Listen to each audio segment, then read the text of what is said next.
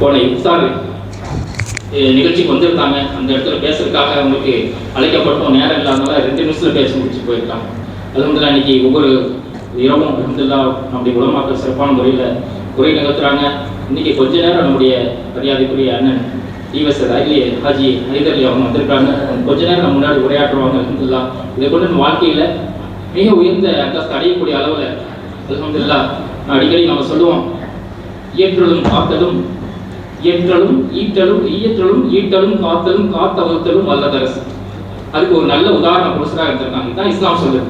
நீங்க ஈட்டணும், நீங்க பொருள் ஈட்டணும். நீங்க சும்மா உட்காந்துட்டு கூடாது. கைதா குளியத்து சலாத்தோ பந்தஸ்ரோ, தொழுகை முடிச்சுன்னா நீங்க வெளியே போங்க, வழியிலே உட்காந்துட்டு இருக்காங்க, போய் பொருளை ஈட்டுங்க, என்னோட கருத்தை தேர்ங்க. நீங்க போய் இயற்றலும் ஈட்டலும் காத்தலும். இயற்றல் எப்படி பொருளாதாரம் வழி வகைகள்லாம் கண்டுபிடிக்கணும். எல்லாத்துல பல இடங்கள பொருளாதாரங்கள் அப்படியே கொட்டி குவிச்சு வச்சிருப்பாங்க. எப்படி நம்ம போய் ஈர்க்கிறதுன்னு சொல்லிட்டு நம்ம என்ன செய்யணும், ஈட்டணும். அதை ஈட்டல், அதை பூரா நம்ம ஈட்டணும். ஈட்டதுக்கு பின்னாடி காக்கணும், பாதுகாப்பா வச்சிருக்கணும். அதுக்கு பின்னாடி வகுக்கணும். வகுத்து யாருக்கு எப்படி எப்படி கொடுக்கணும். பாத்திரம் வந்து பிச்சை போடு, யாருக்கு எவ்வளவு கொடுக்கணும், அவர் கேட்கறது உண்மையானதானா, உண்மையான தேவையுடையதாக கேட்கிறாரா, இதெல்லாம் தெரிஞ்சுக்கணும். சும்மா வாரி வாங்குறது கேட்கறவங்களுக்கு எப்படி கொடுக்கறதில்ல. இவருக்கு என்ன தேவை, பாத்திரம் வந்து பிச்சை போடு, இவருக்கு என்ன தேவையோ அதை கொடுக்கணும். சில பேர் தேவையுடைய கேட்கவே மாட்டாங்க, அவங்க குறிப்பணந்து அவங்களுக்கு உதவி செய்யணும். இந்த இஸ்லாம் சொல்லுது. எத்தனையோ பேர் நீங்க பார்ப்பீங்க, அவருடைய உடைகள் நல்ல உடைகளா இருக்கும், பெரிய கனவான்கள் பெரிய செல்வந்தர்கள் நினைச்சிட்டு இருப்பீங்க. ஆனா அவங்க செல்வந்தர்கள் அல்ல, நிறைய தேவையுடையவங்களா இருப்பாங்க. அந்த மக்களை குறிப்பறந்து அவங்களுக்கு உதவி செய்யுங்க இஸ்லாம் சொல்லுங்க. இந்த மாதிரியான பண்புகள் நமக்கு இருக்கணும், குறிப்பறிய வேணும். சில பேர் நிறைய செல்வந்தர்கள் இருப்பாங்க, திரும்ப விட்ட போய் ஏதாவது காசு கேட்டுக்கிட்டே இருப்பாங்க. அவங்களுக்கு கொடுக்கக்கூடாது. யாரு கொடுக்கணுமோ அவங்களுக்கு தான் கொடுக்கணும். இது இஸ்லாம் சொல்லி தருது. இன்னும் இஸ்லாம் என்ன சொல்லுது, ஒரு குதிரையில வந்து ஒருத்தர் பிச்சை கேட்டா நீங்க கொடுங்க, கொடுங்க, யார் கேட்டாலும் கொடுங்க. அப்படியே சிறந்த பண்புகளை வளர்க்கக்கூடிய நல்ல மக்களாக நம்ம ஆட்சி தருவானாக. மரியாதைக்குரிய அண்ணன் டிவி சேவையில் வந்து கொஞ்சம் நம்ம பேசணும் இன்ஷால்லா. அதை தொடர்ந்து நம்முடைய திவாக இருக்கிற சுலமாக்களுடைய திவாவோட இன்ஷால்லா நம்ம 2:30 மணிக்கு நம்ம கரெக்டாக சவுண்ட் இஸ்லாம்.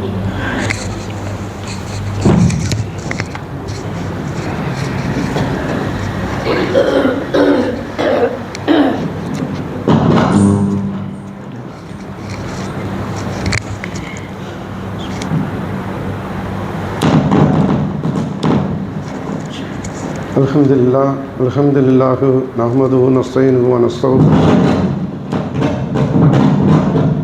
வ நூனு பிஹி வ நதவக்கல் அலைஹி வ நஅஊது பில்லாஹி மின் ஷுரூரி அன்ஃபுஸினா வ மின் ஸய்யிஆத்தி அமாலினா மை யஹ்திஹில்லாஹு ஃபலா முضில்ல லஹு வ மை யுضلل ஃபலா ஹாதிய லஹு வ அஷ்ஹது அன் லா இலாஹ இல்லல்லாஹு வஹ்தஹு லா ஷரீக லஹு வ அஷ்ஹது அன்ன முஹம்மதன் அப்துஹு வ ரசூலுஹு அம்மா பஅத்.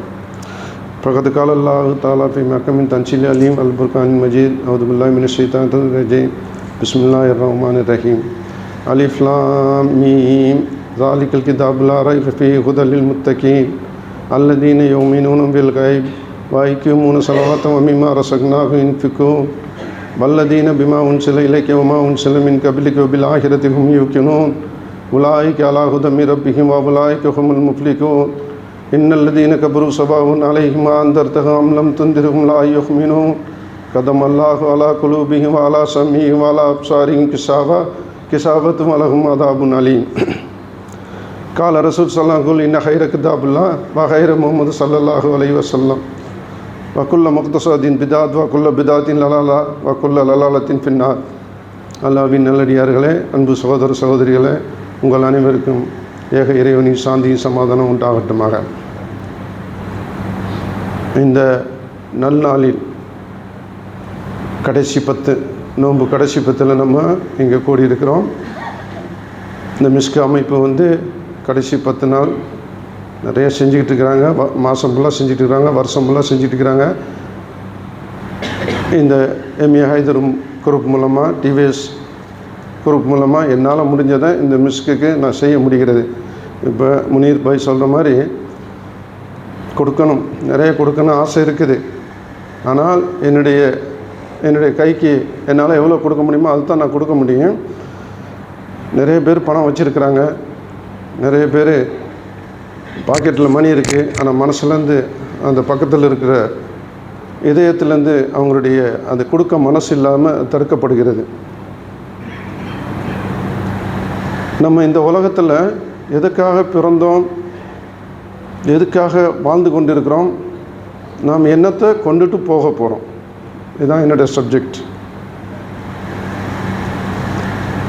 நம்ம ஒவ்வொருத்தரும் நம்ம இங்கே இந்த நாட்டுக்கு வந்திருக்கிறோம். சவுதி, கத்தார், இன்னும் பல நாட்டுகளில் நம்ம சகோதரர்கள், நம்ம குடும்பத்தவர்கள், நம்முடைய பிள்ளைகள், நம்முடைய குடும்பத்தவர்கள் எல்லாருமே ஒவ்வொரு நாட்டில் போய் வாழ்ந்துக்கிட்டு அங்கே சம்பாரிச்சிக்கிட்டு இருக்கிறோம். இன்றைக்கி இந்தியாவில் 140 கோடி மக்கள் இருக்கிறோம். இந்தியாவில் 140 கோடி மக்களில் நான் மேக்ஸிமம் சொல்கிறேன், ஒரு 5 கோடி பேர் வேண்டாம் வெளியில் இருக்கலாம். 5 கோடி பேர் நம்மளை மாதிரி வெளிநாட்டில் போய் வாழ்ந்துக்கிட்டு சம்பாரிச்சிக்கிட்டு பிள்ளைகள் அவர்களை படிக்க வச்சு அந்த பிள்ளைகளுக்கு கல்யாணம், இன்னும் படிப்பு, இப்படியெல்லாம் நம்ம செய்வதற்காக நம்ம இங்கே வந்து கஷ்டப்படுகிறோம். 140 கோடி பேர் இருக்கிறாங்க. ஆனால் ஒரு 5 கோடி பேருக்கு தான் இந்த நிலைமை. பாக்கி 135 கோடி மக்களும் இந்தியாவில் நல்லா சம்பாரிச்சிக்கிட்டு கஷ்டப்பட்டாலும் குடும்பத்தோட, பொண்டாட்டி பிள்ளைகளோட நல்ல அழகாக இருக்கிறாங்க. எவ்வளோ கஷ்டம் இருக்கட்டுமே, அந்த கஷ்டம் 2 வேளை சாப்பாடு இருந்தாலும் தம் பொண்டாட்டி பிள்ளைகளோடு இருக்கும்போது 3 வேளை சாப்பிட முடியாதவங்க 2 வேளை சாப்பாடு இருக்கட்டும், அல்லது 1 வேளை சாப்பாடு தான் இருக்குன்னாலும் தன்னுடைய குழந்தை, தன்னுடைய பிள்ளைகள், தன்னுடைய அம்மா அப்பா, பொண்டாட்டி, இன்னும் அக்கா, சகோதரிகள், சகோதரர்கள் எல்லாரும் குடும்பத்தோடு வாழ்ந்துக்கிட்டு இருந்தவங்களுக்கு அந்த கஷ்டம் தெரியாது. நம்ம எவ்வளோ தான் நம்ம சம்பாதிச்சாலும் இந்த நாட்டில் உட்காந்துட்டு 3 வேளை நல்லா சாப்பிட்றோம், ஆனால் நம்ம சந்தோஷமாக இருக்கிறோன்னு மனசை தொட்டு நீங்கள் சிந்திச்சு பாருங்கள். யாருக்கும் இருக்காது, கண்டிப்பாக இருக்காது. ஒரு வருஷம் கம்பெனிக்கு வந்தால் கண்டிப்பாக ஒரு 2 வருஷம் இருந்தால் ஆகணும். இப்போதைக்கு நிலைமை மாதிரி ஒரு வருஷத்தில் லீவுனா கிடைக்கிது, போகிறாங்க. இன்னும் சில நாட்டில் இந்த பெருநாள், ஹஜ் பெருநாளில் வந்தால் 10 நாள் லீவு கொடுப்பாங்க. துபாய்னா 10 நாள் லீவு இருக்கும். உடனே டிக்கெட்டு விலையும் போட்டு எப்படியோ போய்ட்டு அந்த 10 நாள் இந்த குடும்பத்தை போய் பார்த்துட்டு வரலான்னு போக நினைப்பாங்க. அப்படி உள்ள நாடுகளும் இருக்குது. நம்ம நாட்டில் 3 நாள் 5, இந்த கோயத்தில் 3 இல்லை 5, 6 நாள் மேக்ஸிமம் கொடுக்குறாங்க. இந்த லீவு 31 பெருநாள் வந்தால் 6 நாளாக இருக்கும். 30 பெருநாள் வந்தால் 3 நாள் தான் லீவு கொடுப்பாங்க. நம்மளுக்கு அந்த லீவில் ஊருக்கு போக நம்மளால் முடியாது. அப்படி போயிட்டு வந்துட்டு இந்த இவ்வளோ செலவு பண்ணிவிட்டு நம்ம போயிட்டு வர்றதுனால நமக்கு லாபம் இல்லை. நம்ம சம்பாதிக்கிறதுக்காக வந்திருக்கிறோம், சம்பாரித்து சேர்க்கணும், நம்ம குடும்பத்தை நல்லபடியாக பாதுகாக்கணும். ஆனால் இந்த நாட்டில் எவ்வளோ தான் நம்ம சம்பாதிச்சாலும் ஒரு மேக்ஸிமம் 200, 300, 500 தினார், 500 தினாருக்கு மேலே சம்பாதிக்கிறவங்க ரேராக இருக்கும், உங்களுக்கு எல்லாருக்கும் தெரியும். ஆனால் அந்த நாட்டில் இந்தியாவில் இன்றைக்கி நீங்கள்லாம் பார்க்கலாம், இந்தியாவில் நீங்கள் கேட்கலாம், கேள்விப்படலாம். இந்த 140 கோடியில் 135 கோடி பேர் அங்கே இருக்கிறாங்க. அதில் ஒரு குறைஞ்சது ஒரு 25 கோடி பேராவது கவர்மெண்ட் வேலையில் இருப்பாங்க. உங்களுக்கு எல்லாருக்கும் தெரியும், கவர்மெண்ட் வேலையில் இருக்கிறவங்க எல்லோரும் பல வழியில் சம்பாதிக்கிறாங்க. அதை நான் எப்படி சொல்கிறேன்னு தெரியல, தவறான வழிகள் நிறைய பேர் சம்பாதிக்கிறாங்க. ஒரு சில பேர் வேண்டாம் நியாயமாக சம்பாதிச்சிக்கிட்டு இருக்கலாம். பாக்கி இருக்கிற 110 கோடி பேரும் ஏதாவது பிஸ்னஸ்ஸு, ஏதாவது தொழில், கடல் தொழிலோ இல்லை கரத்தொழிலோ, ஏதாவது விவசாயமோ ஏதோ பண்ணி சம்பாரிச்சிக்கிட்டு இருக்கிறாங்க. ஆனால் அவர்கள்ட்ட இருக்கிற சந்தோஷம் நம்மள்கிட்ட இல்லை. இருக்குதான்னு கேட்டால் கண்டிப்பாக இருக்காது. ஏன் இந்த நிலைமை நமக்கு? யார் இந்த நிலைமையை உருவாக்குனது? எதுக்காக நம்ம வாழ்கிறதுக்கு இந்த துனியாவில் ஆண்டவன் படைச்சானே? ஏன் நம்மளை மட்டும் ஒரு ஏழை வீட்லேயும் ஒரு நடுத்தர வீட்லேயும் இப்படி படைச்சானே? ஏன் படைச்சான்? ஒரு பணக்கார வீட்டில் படைச்சிருக்கலாமே. இல்லாட்டி ஒரு செல்வந்தனை எத்தனையோ மினிஸ்டர், எத்தனையோ பிரதமர், முதல்வர், இவங்கெல்லாம் அந்த வீட்டுலாம் படைச்சிருக்கலாமே. ஏன் நம்மளை போய் ஒரு முடியாத 3 வேளையும் சரியான சாப்பாடு இல்லாத வீட்டில் கொண்டு போய் ஏன் படைச்சான்? என்னைக்காவது நம்ம சிந்திச்சோமா?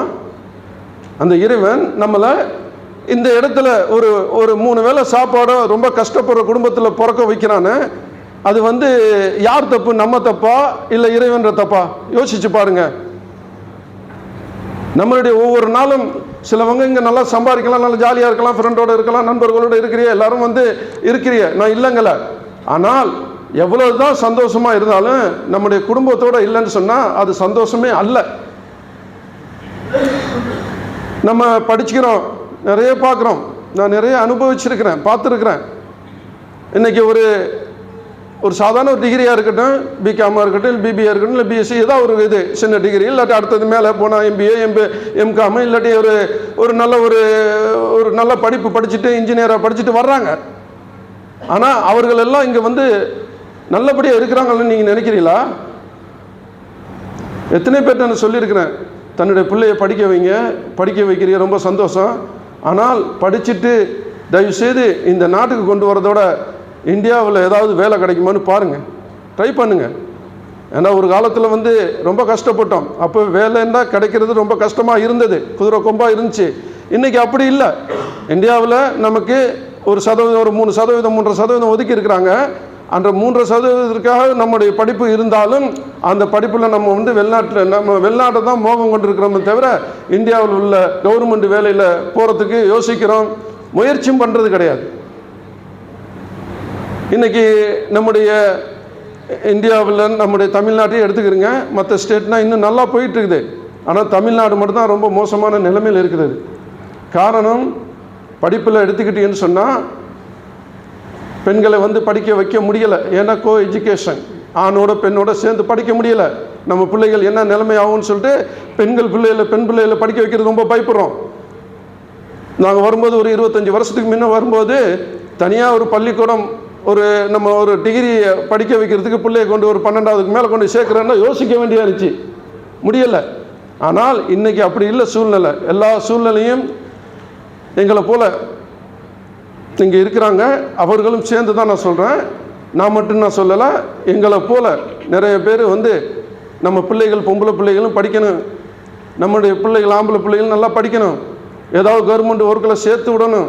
அதுக்காக எவ்வளோதோ ட்ரை பண்ணி இன்றைக்கி இன்ஜினியர் காலேஜாக இருக்கட்டும், நம்முடைய பெண் பிள்ளைகளுக்காக தனியாக ஒரு அன்னை ஹதீஜா காலேஜ், ஆயிஷா காலேஜ், இன்னும் பெரிய சில காலேஜுகள்லாம் சில மாவட்டத்தில் திறந்துக்கிட்டு வரோம். ஏன் நம்ம பொம்பளை பிள்ளைகளும் கண்டிப்பாக வர்ற காலம் எல்லாம் ஆன்லைன் ஆயிடுச்சு, படித்தா தான் இனி வந்து எதையுமே ஓட்ட முடியுங்க. அப்படி இருக்க நிலைமை. இன்றைக்கி இங்கே இருக்கிறவங்க நிறைய பேர் படிக்காத எத்தனை பேர் வந்திருப்பீங்க, வீட்டுக்கு டிரைவராகவும், ஹவுஸ் பாயாகவும், இல்லை ஒரு சாதாரண கூலி தொழிலாளியும் வந்திருப்பீங்க. ஆனால் உங்களால் மிஞ்சி போனால் ஒரு 200 தினாருக்கு மேலே சம்பாதிக்க முடியாது. இந்த 200 தினாரை வச்சு இன்றைக்கி சொன்னால் முடியாது. அப்படி இருக்கிற காலம் மாறி போயிடுச்சு. ஆனால் சரி, நம்ம காலம் முடிஞ்சு போச்சு, நம்ம பிள்ளைகளாவது இதே மாதிரி இந்த மாதிரி நிலைமையில படிக்க வச்சு ஒரு கவர்மெண்ட் இதுலையோ ஒரு நல்ல ஒரு வேலையில இந்தியாவிலேயே வைக்கலான்னு பார்த்தா நம்ம வந்து யாருமே வந்து அது முயற்சி எடுக்கிற கிடையாது. எத்தனை பேர் வந்து என்கிட்ட வேலை கேட்க வருவாங்க, என்னப்பா படிச்சுக்கிறேன், எம்பிஏ படிச்சுக்கிறேன், எம்காம் படிச்சிருக்கிறேன், நல்ல ஒரு இன்ஜினியர் படிச்சிருக்குன்னு சொல்லும் போது சரி ஓகே சந்தோஷம், வந்தது சந்தோஷம், ஏன் உன்னுடைய என்ன நிலைமை அப்படின்னு கேட்கும்போது சில குடும்ப சூழ்நிலை சரியில்லை வந்திருக்கிறா, ஓகே. சில ஆளை பார்க்கும்போது அந்த விசா கொண்டா என்ன விசாவில் வந்திருக்கிறேன்னா 20 நம்பர் 20 நம்பரில் காதியமாக வந்திருப்போம். வைத்தறிச்சலாக இருக்கும். இந்த நாட்டில் தான், வேறு எந்த நாட்டிலையும் இல்லை, இந்த நாட்டில் தான் 20, 18ங்கிற ஒரு யோசனை இருக்குது. சரி, நம்ம இருக்கிறவங்க விசா எடுக்கிறிய அந்த விசா வந்து தயவு செய்து அப்படிப்பட்ட படித்த பிள்ளைகள்லாம் எடுக்கும்போது ஒரு 18ஆம் நம்பரில் எடுங்க, சூனு விசாவில் எடுங்க, எந்த கம்பெனிலையும் போய் சேர்ந்துக்கலாம். ஆனால் 20ஆம் நம்பர் எடுத்து இப்போ இன்னொன்று மஜ்ரா விசா மாதிரி அந்த ஒரு ப்ராஜெக்ட் விசா அந்த விசாவில் போடுறாங்க. அதுலேருந்து மாற முடியாத விசாவிலாம் வந்து நிறைய சகோதரர்களை மாட்டிக்கிட்டு முழிக்கிற நம்ம கதையை நம்ம பார்த்துட்டு இருப்போம். அப்படிப்பட்ட ஒரு நிலைமையிலே நம்ம பிள்ளைகளை கொண்டு வரக்கூடாதுங்கிறது தான் நாங்கள் ஒவ்வொரு மேடையிலையும் பேசிக்கிட்டு இருக்கிறோம். இன்றைக்கி நல்லா படிச்சுட்டு வந்து இன்றைக்கி வேலை இல்லாமல் இன்றைக்கி எப்படி சொல்கிறது, இன்றைக்கி கீழ்த்தரம் நல்லா படித்து பெரிய நல்ல ஒரு இன்ஜினியராக இருக்கிற ஒரு பையன் இன்றைக்கி நிறைய பேர், ஒரு பையனை நான் சொல்லலை, நிறைய பேரை சொல்கிறேன். இன்றைக்கி நிறைய பேர் வந்து கூலி வேலை பார்த்துக்கிட்டு இருக்கிறாங்க. கன்ஸ்ட்ரக்ஷன் அதில் என்ன மண்ணை தூக்கிக்கிட்டு சிமெண்ட்டை தூக்கிக்கிட்டு அந்த 10 மாடி 8 மாடியில் தூக்கிட்டு அலைகிறாங்க.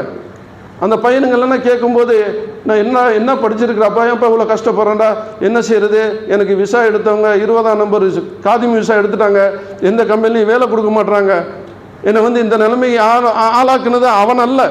நம்ம இங்கே விசா எடுக்கிறவங்க இவங்களுக்கு காசுக்கு ஆசைப்பட்டு செய்கிறாங்களோ அது என்னமோ தெரியல. அதை விட்டாலும் நம்முடைய தகப்பனே, நம்முடைய அண்ணனே, நம்முடைய தம்பியே, நம்ம குடும்பத்தில் உள்ளவங்களே வந்து இந்த விசா 20ஆம் நம்பர் விசா எடுத்தால் ஒரு 500 தினாருக்குள்ளே முடிச்சிடலாம். சூனு விசா எடுத்தால் ஒரு 1500 தினார் வருது, 1000 தினார் பெரட்ட முடியாமல் இப்படி ஒரு சூழ்நிலையெல்லாம் இன்றைக்கி வந்து நிறைய சகோதரர்கள் வந்து இங்கே மாட்டிக்கிட்டு முழிக்கிறத நம்ம பார்க்குறோம். நான் என்ன சொல்கிறேன்னு சொன்னால், இன்றைக்கி இனி வருங்காலம் நம்ம பிள்ளைகளை படிப்பு அங்கே அதுக்காக காலேஜ், லா காலேஜ்லேருந்து இன்றைக்கி நார்மல் டிகிரி காலேஜ்லேருந்து நம்ம இன்ஜினியர் காலேஜ் எல்லாமே நம்ம கட்டி இன்றைக்கி வந்து நம்ம பிள்ளைகளை படிக்க வச்சுட்டு இருக்கிறோம். இன்றைக்கி அதே பிள்ளைகளுக்கு இப்படி கொடுத்துக்கிட்டு இருக்கிறோம். இன்றைக்கி நீங்கள் பார்த்துக்கிட்டீங்கன்னா தமிழ்நாட்டை தவிர பாக்கி எல்லா ஸ்டேட்லேயும் வந்து முஸ்லீம்களுக்காக ஒரு மெடிக்கல் காலேஜ் இருக்குது. ஆனால் நம்முடைய தமிழ்நாட்டில் ஒரு முஸ்லீம்களுக்காக ஒரு மெடிக்கல் காலேஜ் கிடையாது. எத்தனையோ பிள்ளைகள் படிக்கணும், நல்ல ஏழப்பட்ட பெண் பிள்ளைகள் இருக்கட்டும், ஆண் பிள்ளையாக இருக்கட்டும், அவங்கெல்லாம் வந்து நல்ல மார்க் எடுத்திருப்பாங்க. ஆனால் டாக்டர் படிக்க வைக்கிறது குறைஞ்சது வந்து அவங்களுக்கு 50 லட்சத்துக்கு மேலே தேவைப்படும். சாதாரண தொழிலாளி என்ன இருக்க ஒரு 200 தினார் சம்பாரிச்சுட்டு 300 தினார் சம்பாரிச்சுக்கிட்டு என் பிள்ளையை டாக்டரை படிக்க வைக்கணும், என் பிள்ளை டாக்டர் ஆகணுங்கிறது நிறைய படிச்சிருக்கு, ரொம்ப அவங்க ஆர்வத்தோடு இருக்குது. ஆனால் நம்மளால் அந்த டாக்டர் படிப்புக்கு போக முடியலை. அதுக்கு என்ன காரணம்? நம்ம பிள்ளைகளை நல்லா படிக்குது, எனக்கு டாக்டர் ஆகணும் அப்படின்னு அந்த பிள்ளை சொல்லுது. டாக்டர் ஆகிறதுக்கு உன்னால் முடிஞ்சதை படிமா, என்னால் முடியும்னு சொல்லிட்டு செஞ்சுக்கிட்டு இருக்கிற எத்தனையோ சகோதரர்கள் அவங்க பிள்ளைகளை படிக்க வைக்கிறதுக்காக இன்றைக்கி நிறைய கடன் வாங்கி டாக்டராக படிக்க வைக்கிறதுக்கு முயற்சி பண்ணி செஞ்சுக்கிட்டு இருக்கிறாங்க. அதில் ஒரு 1% தான் இருக்கும். நிறைய பிள்ளைகளுடைய கனவு பழிக்காமல் போய் சில வெக்ஸாகி சில வழி இல்லைன்னு சொல்லிட்டு கல்யாணம் பண்ணி சின்ன வயசில் கல்யாணம் பண்ணி குடும்பத்தோடு சேர்ந்த பிள்ளைகள்லாம் நம்ம பார்த்துருப்போம். நம்ம வீட்டிலே நடந்திருக்கலாம்.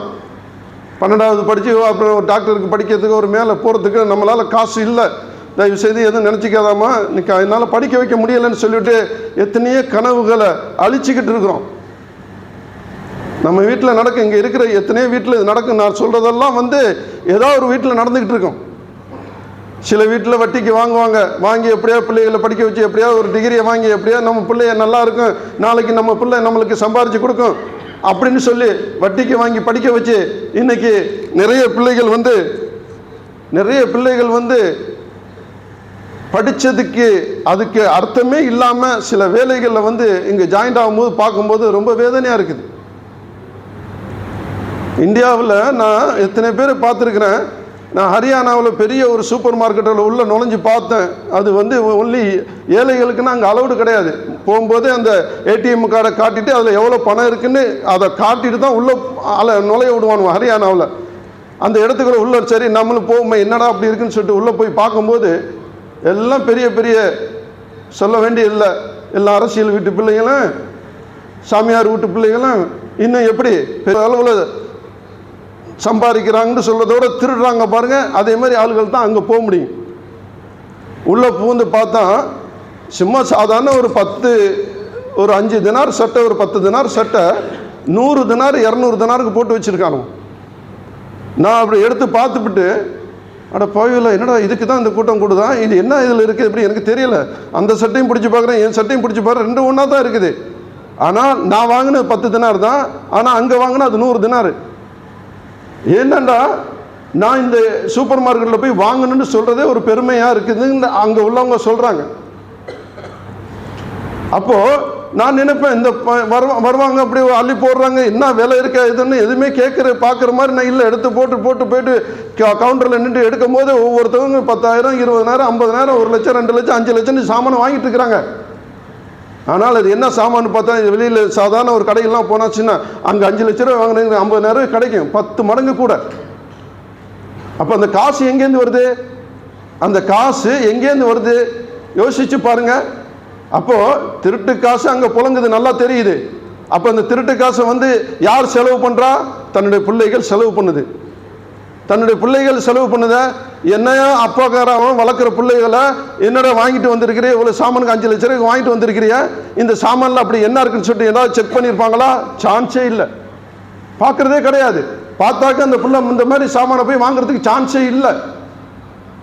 அப்போ நான் பார்த்துட்டு நான் ஒரு சட்டை எடுக்கலாம், உள்ளே போனதுக்கு ஏதாவது எடுத்து ஆகணுங்கிறத ஒரு சட்டை எடுத்தால் எனக்கே மனசு கேட்கல. என்னடா 50 தினார் வருமா, இவ்வளவு ரேட்டான்னு சொல்லிவிட்டு வெளியே வந்தால் கூட இன்னுமே எடுக்காமல் வெளியே போகக்கூடாது, ஏதாவது எடுத்துகிட்டு தான் போகணும்னு சொல்லிட்டு அங்கே நம்முடைய அங்கே காவலர் வந்து மறுபடியும் உள்ளே அனுப்புகிறான். ஏதாவது எடுத்துகிட்டு ஒரு சாமானம் எடுத்து தான் வெளியே வரணும், அதுதான் இங்கே உள்ள சட்டம். அப்படிப்பட்ட ஹரியானாவில் அந்த சூப்பர் மார்க்கெட்டு போனதுக்கு அப்புறம் அதே மாதிரி சில இடத்துக்கெல்லாம் போனாக்க பணம் கண்ணுக்கு தெரியலை. இந்தியாவில் இருக்குது சம்பாதிக்கிறவங்களுக்கு பணம் அப்படிங்கிறது ஒரு அவங்களுக்கு காகிதமாக தான் யூஸ் பண்ணிக்கிட்டு இருக்கிறாங்க. ஆனால் அதே விவசாயத்தில் போய் விவசாயக்காரங்கள்ட்ட போய் பார்த்தீங்கன்னு சொன்னால் அவங்க படுற கஷ்டத்தையும், அவங்க அந்த தக்காளியோ இல்லை பூசணியோ இல்லை ஏதாவது ஒரு காய்கறியோ ஏதாவது ஒரு விளைய வைக்கிற நெல்லோ ஏதோ விளைய வச்சுட்டு இருக்கிறாங்க. ஆனால் விளைய வச்சுட்டு அவங்களுடைய அந்த பொருளுக்கு உள்ள அவங்க ஒரு 6 மாதம் அந்த விளைய வச்சு எடுத்து தண்ணியிலேருந்து உரத்துலேருந்து இன்னும் நிறைய விஷயங்கள் அவங்க கொண்டு வந்து போடுறாங்களே, அதை போட்டுட்டு அது விலையை நிர்ணயித்து கொண்டு போய் அங்கே கொண்டு மார்க்கெட்டுக்கு கொண்டு போனால் அந்த விலை அவங்களுக்கு கிடைக்குதா? அந்த விலை கிடையாது. எவ்வளவு கஷ்டப்பட்டு அவங்க வந்து ஒரு ஒரு ஒரு தக்காளி ஒரு கிலோ தக்காளி ஒரு 10 ரூபாயாவது அவங்களுக்கு முடியும். ஆனால் சில நேரத்தில் ஏதாவது அதிகமான விளைச்சல் நடந்துச்சுன்னா அந்த 10 ரூபா தக்காளியை 5 ரூபாய்க்கு வாங்கிறதுக்கு ஆள் இருக்காது. ஏன் நான் இதை சொல்கிறேன்னு சொன்னால், தயவுசெய்து நல்லா புரிஞ்சுக்கிறேங்க. நம்ம இன்னைக்கு மெடிக்கல் காலேஜ் ஏற்பாடு பண்ணியிருக்கிறோம். இன்னைக்கு தமிழ்நாட்டில் மெடிக்கல் காலேஜ் கட்டுறதுக்கு ஏற்பாடு பண்ணியிருக்கிறோம். ஏன்னா நிறைய பிள்ளைகள் வந்து டாக்டர் படிக்க முடியலை. அந்த டாக்டர் படிக்க முடியாத அந்த பிள்ளைகளை எப்படியாவது படிக்க வைக்கணுங்க எங்களுக்கு ஆர்வம். அதுக்காக வந்து ஒரு 100 பேர் சேர்ந்து இன்னைக்கு வேப்பூரில், விழுப்புரம் மாவட்டம் கள்ளக்குறிச்சி மாவட்டம் ஆயிடுச்சு. இப்போ அந்த கள்ளக்குறிச்சி மாவட்டத்தில் வேப்பூரில் 300 ஏக்கர் வாங்கி நாங்கள் ஏற்பாடு பண்ணி கட்டிக்கிட்டு இருக்கிறோம். 2வது வருஷம் முடிஞ்சு நம்ம ஹாஸ்பிட்டலில் காட்டணும். அதுக்கப்புறம் 3 வருஷம் சென்று அதுக்கு உள்ள அப்ரூவல் கொடுப்பான். அதை தடங்கல் பண்ணுறதுக்கு இன்றைக்கி நிறைய பேர் இருக்கிற முஸ்லீம்களாக இந்த காலேஜை கட்ட விடக்கூடாதுன்னு சொல்லிட்டு எத்தனையோ நம்மளுக்கு எதிரானவர்கள் களம் இறங்கி செஞ்சுக்கிட்டு இருக்கிறாங்க. அப்படிப்பட்ட இந்த காலேஜை யாருக்காக கட்டுறோம், எதுக்காக கட்டுறோம்? நம்ம பிள்ளைகளும் வெறும் அவனோ ஜாதி அந்த அந்த என்ன சொல்ற பெரிய பெரிய பணக்காரனும் தான் படிக்க முடியுது, அவங்க தான் டாக்டராக வர முடியுது, நம்ம பிள்ளைகள் ஏன் வர முடியலைன்னு சொல்லிட்டு எல்லா பிள்ளைகளுக்கும் ஒரு வாய்ப்பை கொடுக்கறதுக்கு நம்ம செய்வோம்னு சொல்லி இறங்குனா இறங்க விட மாட்டானோ செய்ய. ஆனால் இருந்தாலும் நாங்கள் விடலை. இன்ஷா அல்லாஹ் இறங்கி செஞ்சுக்கிட்டு இருக்கிறோம். அடுத்த 3 வருஷத்தில் கண்டிப்பாக ஒரு மெடிக்கல் காலேஜ் வந்துடும். இந்த 100 பேருக்கு ஆளுக்கு ஒவ்வொரு சீட்டு தருவதாக சொல்லி இருக்கிறாங்க. அது கண்டிப்பாக கொடுப்பாங்க. அந்த ஒரு சீட்டு நான் அதில் ஒரு 2 பங்கு 3 பங்கு 5 பங்கு சேர்ந்தவங்களாம் இருக்கிறாங்க. எனக்கு ஒரு 2 பங்கு கிடைச்சினா நான் எனக்கு தெரிஞ்ச என்னுடைய சொந்தக்கார பிள்ளைகளோ தூரம் உள்ள பிள்ளைகளோ வசதி இல்லாத பிள்ளைகள்லாம் டாக்டர் பண்ணி என்னம்மா போய் நான் இப்போ கேட்கும்போது கேட்பேன், என்னம்மா படிக்க ஆசை? நான் டாக்டர் படிக்க போகிறேன். உங்கள் அப்பா என்ன செய்கிறாங்க? எங்கள் அப்பா அங்கே கடலுக்கு மீன் பிடிக்கிறாங்க. அப்போ நான் யோசிப்பேன், கடல் மீன் பிடிக்க போகிறவன் அந்த பிள்ளையை டாக்டருக்கு படிக்க வைக்க முடியுமாண்டா? கண்டிப்பாக முடியாது. அப்போ அந்த பிள்ளை நான் டாக்டருக்கு படிப்பேங்குது. ஏன்? அவங்களோட பழகுற பிள்ளைகள் பெரிய பணக்கார பிள்ளைகளாக இருக்கேன், ஐயர் வீட்டு பிள்ளையாக இருக்கேன், பெரிய பெரிய மினிஸ்டர் வீட்டு பிள்ளைகளாக இருக்கேன். ஆனால் அந்த பிள்ளை இப்போ மீன் பிடிக்கிறங்க அவங்க அப்பா மினிஸ்டர்னு எப்போ தெரியுமா? வரும்போது தான் தெரியும். ஆனால் அந்த பிள்ளைகள் மனசில் எவ்வளவு அப்படியே என்னுடைய பிள்ளை ஏதாவது அந்த பிள்ளை நான் டாக்டராக வரணுன்னு எவ்வளவு மனசில் ஒரு ஆர்வத்தோடு இருக்குது. அதுக்காக படிக்குது, நல்லா 100 மார்க் எடுக்குது. மற்றவங்க 90 மார்க் எடுக்கிறான், அவன் டாக்டராக இருக்கான். ஆனால் என் பிள்ளை 100 மார்க் எடுத்த பிள்ளை டாக்டர் ஆக்க முடியலை. ஏன்? காசு இல்லை, பணம் இல்லை. அப்போ நம்மளுக்கு ஏன் இந்த அவல நிலை? நம்ம பிள்ளைகளை டாக்டரை ஏன் ஆக்க முடியலை? இப்படி உள்ள சூழ்நிலையில தான் நம்மளுடைய முடிஞ்ச நிறைய சகோதரர்கள் பணம் வச்சிருக்கிறவங்க நிறைய இலைக்கு செய்கிறாங்க, நிறைய பண்ணுறாங்க. ஆனால் எனக்கு தெரிஞ்ச ஒரு 10% பேர் தான் இந்த ஐடியாவில் இறங்கி செஞ்சுக்கிட்டு இருக்கிறாங்க. 90% பேர் நம்ம பணம் வெளியே தெரியக்கூடாது, 90% பேர் நம்முடைய பணம் கவர்மெண்ட்டுக்கோ வெளியே யாருக்கோ தெரிஞ்சால் ரைடு விட்டு ஏதாவது செஞ்சிருவான்னு சொல்லிட்டு நிறைய பேர் சம்பாதிச்சாலும் அந்த பணத்தை வந்து கடைசியாக என்ன செய்கிறாங்க? சாகும்போது கொண்டுட்டு போக முடியுதா? கண்டிப்பாக கிடையாது. அந்த பணத்தை இந்த உலகத்தில் விட்டுட்டு தான் போகிறாங்க. தன்னுடைய பிள்ளைகளுக்காகவும் தன்னுடைய குடும்பத்துக்காக விட்டுட்டு போகிறாங்க. அட பாவி, கொஞ்ச நாளாக இந்த இந்த பிள்ளைகள்லாம் படிக்க முடியாமல் டாக்டரோ ஒரு வக்கீலோ ஒரு பெரிய லெவலில் படிக்க முடியாமல் அவதிப்படுது. சரி, இந்த பணத்தை நம்ம பிள்ளைகளுக்கு போதுமான பணம் போதும். உனக்கு பிள்ளைக்கு என்ன 1 கோடி 2 கோடி ஒரு 10 கோடி தேவைப்படுமா? அந்த 10 கோடி நீ வச்சுட்டு பாக்கி பணத்தை நீ இந்த பிள்ளைகளுக்காக நீ இலக்கி இருந்தேன்னு சொன்னால் என்னைக்கே காலேஜ் வந்திருக்கும், பெரிய பெரிய காலேஜ்னா வந்திருக்கும். நம்முடைய படிப்பு, அதான் சொல்றேன்னா இல்லையா, நம்ம பிள்ளைகளுடைய வளர்ப்பை முக்கியமாக நம்ம கொண்டுட்டு போகிறது என்னன்னு சொன்னால், இன்னைக்கு வசதி உள்ளவங்க படிக்க வைக்கிறாங்க. ஆனால் அவங்க என்ன செய்கிறாங்க, பிள்ளைய படிக்க வைக்கிறதோட சரி, அந்த பிள்ளை என்ன செய்யுது, நல்லபடியாக படிக்குதா, இல்லை அந்த பிள்ளை என்ன செஞ்சுக்கிட்டு இருக்குது, நிறைய நல்ல நண்பர்களோடு சேர்ந்து படிக்குதா, இல்லை நம்மளுடைய அந்த டீச்சர்கள்லாம் அவங்க சொல்கிறதுனா கேட்டு நடக்குதா, நல்லா படிக்குதான்னு சொல்லிட்டு எந்த தாய்மார்களும் 90% தாய்மார்கள் அப்பாமார்கள் போய் பார்க்குறதுல செஞ்சு அவங்க செக் பண்ணுறதே கிடையாது. நம்ம பிள்ளைகளை இங்கே இருக்கிறவங்க சொல்கிறேன், நம்ம பிள்ளைகளை நம்ம ஒய்ஃப்கிட்ட நம்ம மனைவிட்ட நம்மகிட்ட ஒப்படைச்சிட்டு வர்றோம். நம்ம கேட்குற காசு நம்முடைய வர்ற சம்பளத்தில் ஏதோ 10-5 நம்ம எடுத்துகிட்டு பாக்கி எல்லாத்தையும் அந்த பணத்தை நம்ம அம்மாவுக்கு நம்முடைய மனைவிகளுக்கு அனுப்பி வைக்கணும். அங்கே இருக்கிற மனைவிகள் நல்ல மனைவிகளாக இருந்தால், சாலியான மனைவிகளாக இருந்தால், கண்டிப்பாக தன்னுடைய பிள்ளைகளை தன்னுடைய பிள்ளைய கண்டிப்பாக அழகாக வளர்த்து மார்க்கம் என்ன சொல்லுதோ அந்த வழியில் கண்டிப்பாக கொண்டுட்டு வருவாங்க. அந்த பிள்ளை நல்ல வழியில் தன்னுடைய படிப்பையும் கொண்டுட்டு வரும், தன்னுடைய தாய் தந்தை தன்னுடைய குடும்பத்தை நல்ல விதமாக பார்த்துக்கிட்டு வரும். அந்த மாதிரி பிள்ளைகள் ஒரு 10% தான் இருக்குது. 90% பிள்ளைகளுடைய நிலைமை என்ன இருக்குது? 90% பிள்ளைகளுடைய நிலைமை என்ன இருக்குது? உங்களுக்கு தெரியும், எவ்வளோதோ பிரச்சனைகள் நடந்துக்கிட்டு இருக்குது. சாராயம் காலேஜுக்குள்ளேயும் பள்ளிக்கூடத்துக்குள்ளேயும் இன்றைக்கி சாராயம் உள்ளே பூந்துருச்சு. சாராயம் மட்டும் போகல, இப்போ பார்த்தீங்கன்னா கஞ்சா அபின்னு அது இது எல்லாமே உள்ளே கொண்டுட்டு போயிட்டானுவோம். அது முக்கியமாக பேசப்படுகிறது என்னன்னு சொன்னால், முஸ்லீம் பிள்ளைகளுக்கு தான் இதை கொடுத்து இது பண்ணுன்னு சொல்லிட்டு இந்த மாபியா குரூப்புகள் முஸ்லீம் பிள்ளைகளுக்கு தான் இதை கற்றுக் கொடுக்க அங்கே ஃப்ரீயாக கூட கொடுக்குறானோ.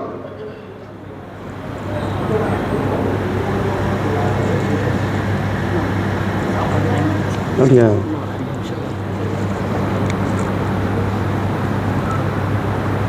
ரெண்டுக்கு தானே 250.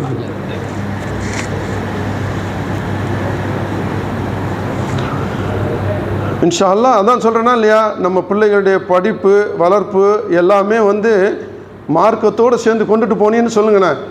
இன்றைக்கி அன்னை ஹதீஜா காலேஜில், அம்மாபுரத்தில் நடக்கிற அன்னை ஹதீஜா காலேஜில் அதுலேயும் நான் அதில் எனக்கு தெரிஞ்சு இங்கே வசூல் பண்ணி இங்கே ஏற்பாடு பண்ணி இங்கே ஒரு 100-200 பேர் சேர்ந்து தான் அந்த காலேஜை ஏற்பாடு பண்ணோம். இன்றைக்கி அந்த காலேஜில் நீங்கள் போய் பார்த்தீங்கன்னு சொன்னால், 10வதுலேயே தன்னுடைய பொம்பளை பிள்ளைகளை சேர்த்தா அடுத்த 5 வருஷம்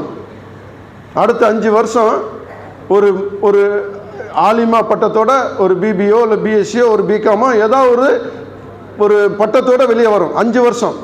மற்ற காலேஜ் மாதிரி 12வது சேர்த்து அதுக்கு ஒரு 3 வருஷத்தில் அதை செஞ்சு கொடுக்குறாங்க. ஆனால் நம்முடைய முஸ்லீம் காலேஜ், இந்த காலேஜில் ஒரு 5 வருஷத்தோட இந்த பிள்ளைகளுக்கு படிப்போடு சேர்ந்து ஒரு மார்க்க கல்வியும் கொடுத்து ஒரு டிகிரியும் கொடுத்து அவங்கள வெளியே வர்றாங்க. அந்த மாதிரி பிள்ளைகள் தன்னுடைய குடும்பத்தில் கல்யாணம் பண்ணி கொடுத்தாலோ நல்ல வழியில் அதை நம்ம வழியே இல்லை, வேலைக்கு அனுப்புகிறோம், கண்டிப்பாக அந்த பிள்ளை நல்ல ஒழுக்கத்தோடு இருக்கும். அதேமாரி பிள்ளைகளை வளர்க்குறதுக்காக நாங்கள் இன்ஷா அல்லாஹ் இப்படி ஒரு காலேஜை கொண்டு வர்றோம். அதேமாரி பாண்டிச்சேரியில் லா காலேஜ் ஏற்பாடு பண்ணியிருக்கிறோம். எத்தனையோ வக்கீல்கள் படிக்கிறாங்க, எல்லாம் காசுக்காக படிக்கிறாங்க. காசு வரணும், காசு நம்ம என்ன கேஸ் எடுத்தாலும் காசுன்னு நினைப்பில் படிக்கிறாங்க.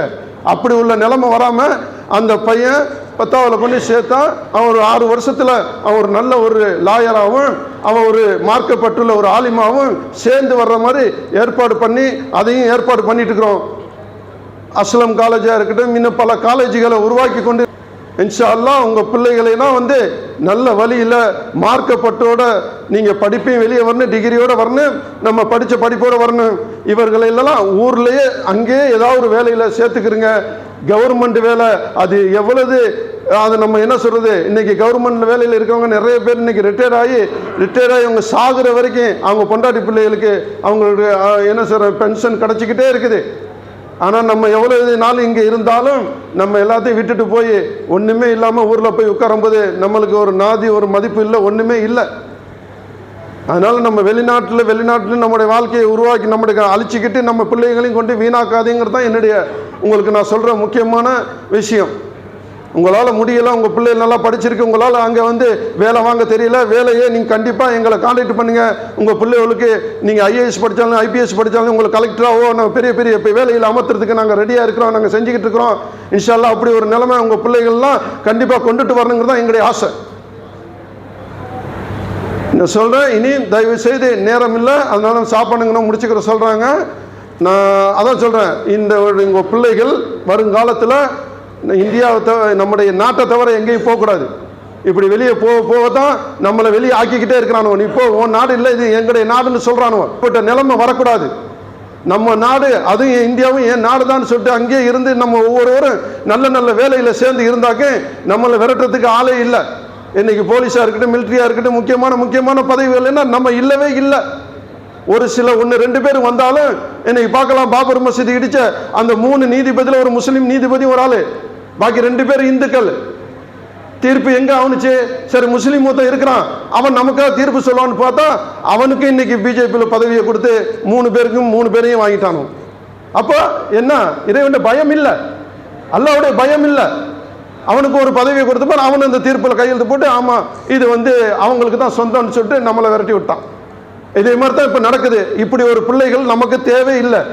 நம்ம பிள்ளைகளெல்லாம் மார்க்கத்தோட, இறைவனுடைய அந்த நல்ல எண்ணத்தோட, நம்முடைய எல்லா டிகிரியும் எந்த டிகிரி எடுத்தாலும் நம்ம அல்லாஹ்வுடைய பயத்தோட வாழணும். நம்முடைய குடும்பத்தை நல்ல வழியில் கொண்டுட்டு போகணும். நம்ம ஒரு தாய் தகப்பனா இருக்கிறோம், நம்ம பிள்ளைய நம்ம கரெக்டாக மார்க்க வழியில் நடத்தினா அதை படிக்க வச்சாக்க நம்ம நாளைக்கு முதியோர் இல்லத்திலையோ இல்லை அனாதை இல்லத்திலேயோ சேர வேண்டிய வழி வராது.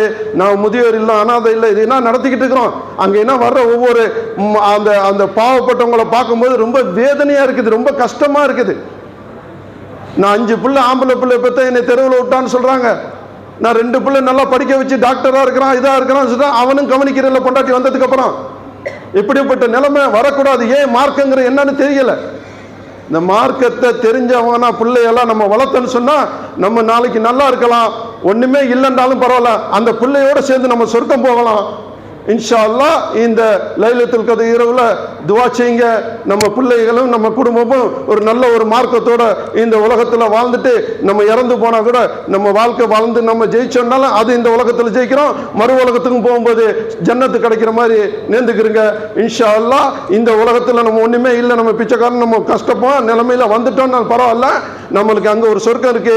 இந்த உலகம் எப்போ போயிடலாம்.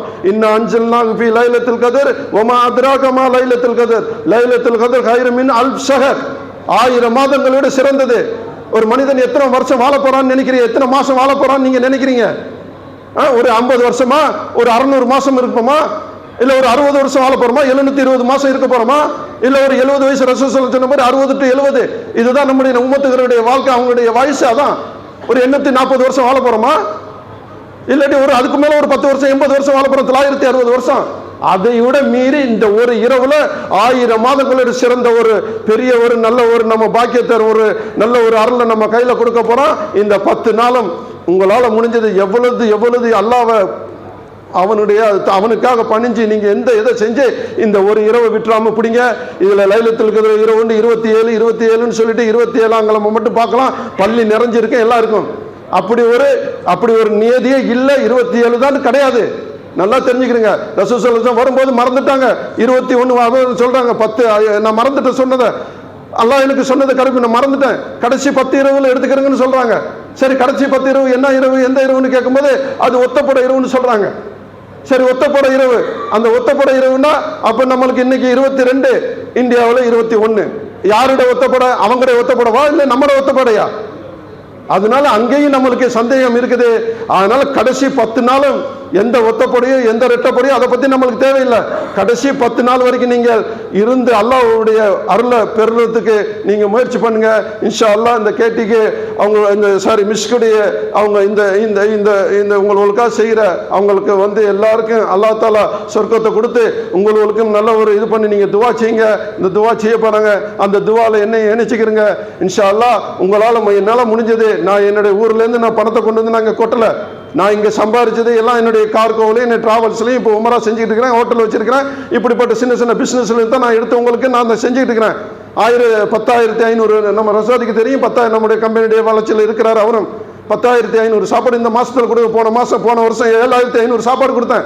இந்த வாட்டி 10,150 சாப்பாடு கொடுத்துக்கிட்டு இருக்கிறேன். ஏன் எங்கேருந்து வந்துச்சு எனக்கு? அல்லாஹ்வுடைய வழியில யார் செலவு பண்றாங்களோ அவர்களுக்கு அல்லாஹ் 1 ரூபாய் நீ செலவு பண்ணா 70 ரூபாய் தரேன், 70 மடங்கு தரேன்னு சொல்றான்.